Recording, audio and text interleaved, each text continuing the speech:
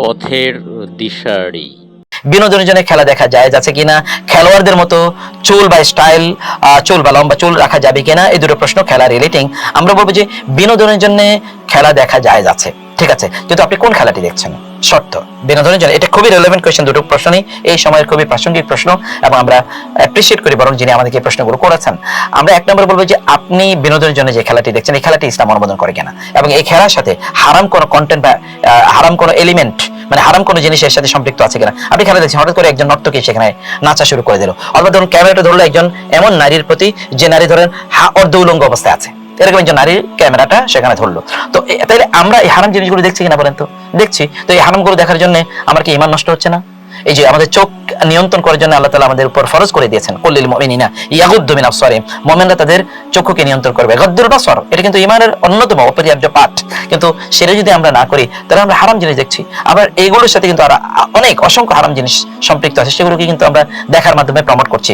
দুই নম্বর বিষয় হচ্ছে যে আপনার বিনোদনটি এটা আসক্তির পর্যায়ে চলে যাচ্ছে কিনা। বিনোদন কতক্ষণ বলুন? আপনি বিনোদনের জন্য দেখছেন কিন্তু আপনার নামাজ মিস হচ্ছে, আপনি বিনোদনের দেখছেন কিন্তু আপনি আল্লাহকে ভুলে যাচ্ছেন। ইস্তাহওয়াযা আলাইহিমুশ শাইতানু ফাআনসাহু যিকরাল্লাহ, আপনি রাত জেগে দেখছেন, ফজরের নামাজ আপনি আদায় করছেন না, রাত জেগে যখন আল্লাহ তাআলা প্রথম আকাশে নেমে আসেন তখন আমরা এই হই হুল্লোড় নিয়ে বা অশ্লীলতা নিয়ে ব্যস্ত। আচ্ছা একবার চিন্তা করে দেখুন তো, আপনি এই চিৎকার করছেন যখন আপনার পক্ষের কোন একটা দল যখন গোল করছে বা ইত্যাদি, তো অথবা খুব ভালো করছে, তখন আপনি চিৎকার করে উঠছেন। এই সময় যদি আপনার মৃত্যু হয়, আপনি খেলা দেখা অবস্থায় মৃত্যু হচ্ছে, তখন আপনি আপনার নিজের বিবেক কি বলে? এই অবস্থায় কি আল্লাহর সামনে আপনি দাঁড়াতে পারবেন? দাঁড়াতে পারবেন কিনা বলুন? ফলে এগুলো সত্যিকার অর্থে আমাদের জীবনের পারপাস কি এখানে আছে? বরং আমরা যে কথা আপনাদেরকে বলি, যখন আপনারা এই সময়গুলো এতে ঘন্টার পর ঘন্টা এগুলো নিয়ে আপনারা কাটাচ্ছেন, সেই সময়টাকে আপনাদের নিজেদের একটা স্কিল ডেভেলপ করা দরকার ছিল না?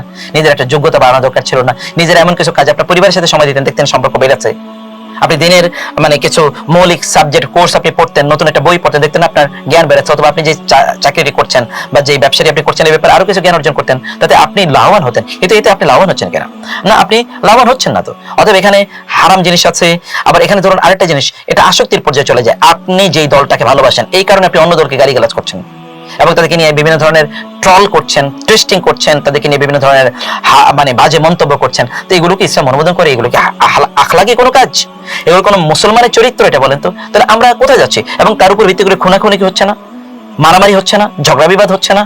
আমাদের হাজার হাজার ঘন্টা কি নষ্ট হচ্ছে না? এই সময়ের জন্য আল্লাহর কাছে জবাবদিহি করতে হবে না? প্রত্যেকটা সেকেন্ডের জন্য জবাবদিহি করতে হবে, এটা তো আপনারা জানেন। অতএব এটা যেন কোনোভাবে না হয়। আপনারা দেখুন, সামান্য সময়ের জন্য যদি এটা নিষ্পাপ একটা খেলা হয়, যে এখানে কোনো পাপাচার নাই, বলবেন নিষ্পাপ কি আছে? নিষ্পাপ, তাহলে আপনার অল্টারনেটিভ তৈরি করুন। আপনার যেই খেলায় আপনার নিজের মানে কল্যাণ আছে, যেমন আপনি শারীরিক ব্যায়াম সেটা আপনি করুন, আপনি ব্যাডমিন্টন করুন, আপনি ফুটবল করুন, একা একা খেলুন, সমস্যা, আপনি দৌড় খেলুন, বা আপনার পরিবারের সদস্যদেরকে আপনি করুন, এটা আপনি করতে পারেন।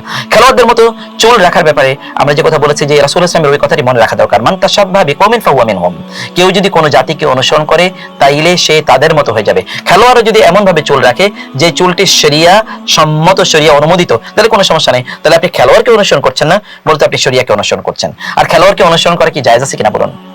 وقال الذين اتبعوا মানে إذ تبرأ الذين اتبعوا وإذ تبرأ الذين اتبعوا من الذين اتبعوا ورأوا العذاب وتقطعت بهم الأسباب। সেদিন আল্লাহ তাআলা বলেছেন, সূরাতুল বাকারাতে আছে যে ইজ তাবাররা আল্লাযিনা তুবিউ মিনাল লাযিনা তাবাউ, আপনারা যারা আজকে যাদেরকে অনুসরণ করেছেন না, কিয়ামতের দিন ওরা বলবে না তোমরা কারা, তোমাদেরকে আমরা চিনি না। ওরাউল আযাব, এই দিন এই অনুসারীরা দেখবে এই অনুসরণের কারণে তারা জাহান্নামের শাস্তি দেখবে। ওয়া তাকাত্তাত বিহিমুল আসবাব, সেদিন সকল সম্পর্ক ছিন্ন হয়ে যাবে।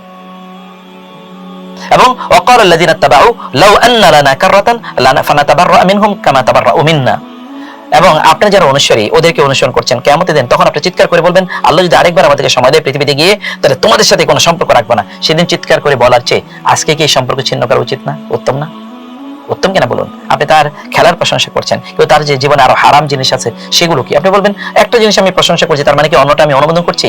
যখন আপনি প্রশংসা করেন তখন তার ভালোবাসা আপনার অন্তরে তৈরি হয়ে যায়, তখন আপনি তার মতো হতে চান, তখন আপনি তার মতো চুল রাখতে চান, তার মতো জামা পরতে চান।